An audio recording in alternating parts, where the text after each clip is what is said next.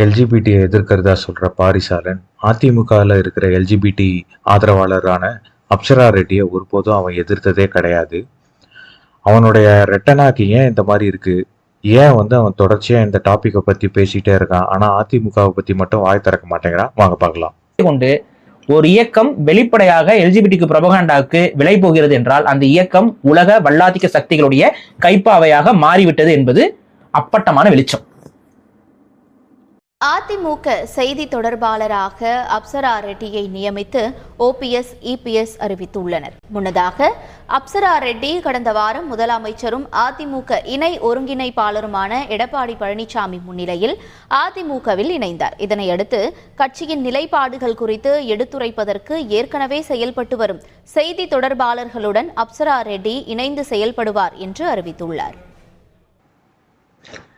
இப்ப நாம பார்க்க போற காணொலியில அப்சரா ரெட்டி இருக்காங்க இல்லையா, அதான் நம்ம அதிமுகவுடைய செய்தி தொடர்பாளர் ஒரு நிகழ்வுல பங்கேற்கிறாங்க.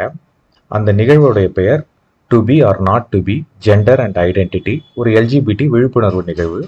அதில் அவங்க கிட்ட ஒரு கேள்வி கேட்கப்படுது.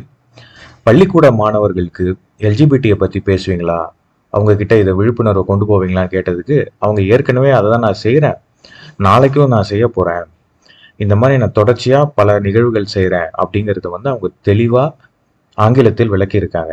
அந்த காணொலியை பாருங்க. அதுக்கு முன்னாடி ஒரு கேள்வி உங்ககிட்ட, இதை பற்றிலாம் ஏன் பாரிசாலன் வாய் திறந்ததே இல்லை அப்படிங்கிறத நான் உங்ககிட்ட வைக்க போகிறேன். ஏன்னா எல்ஜிபிடியோடைய மொத்த எதிர்ப்பாளரும் அவர் தானே. அதனால தான் இந்த கேள்வி உங்ககிட்ட. அதிமுகனா silent ஆயிருவியா?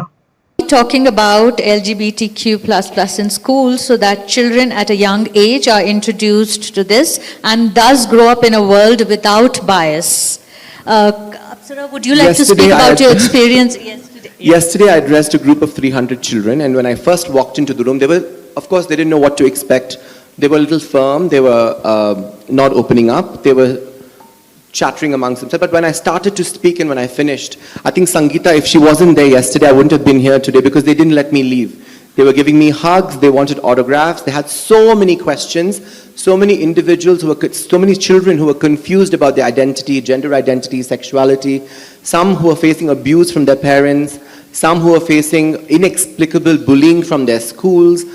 So I think we need to empower our children to think freely, think sustainably, and think also in a way that secures their future as citizens of this country. And I think I must thank the organizers of OLF. Yesterday I did the English-speaking students. Today I'm interacting with the Tamil-speaking students.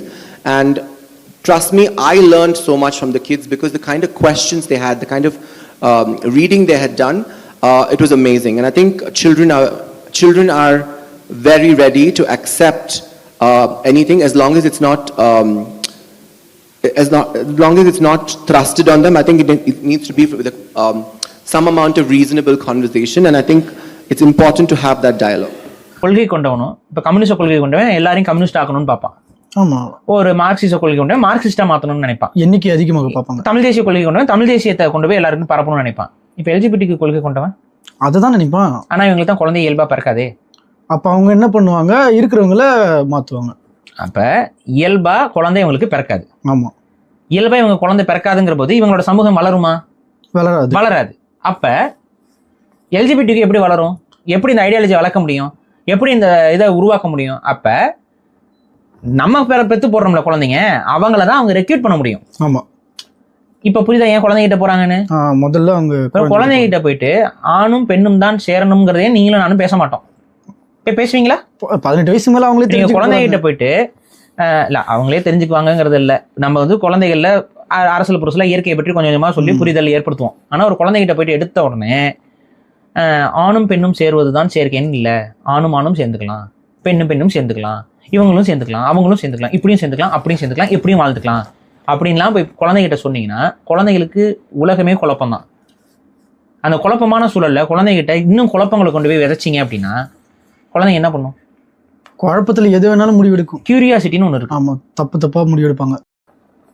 திமுக கட்சிக்காரர்களை பத்தி கேட்டமா கேட்கலையா?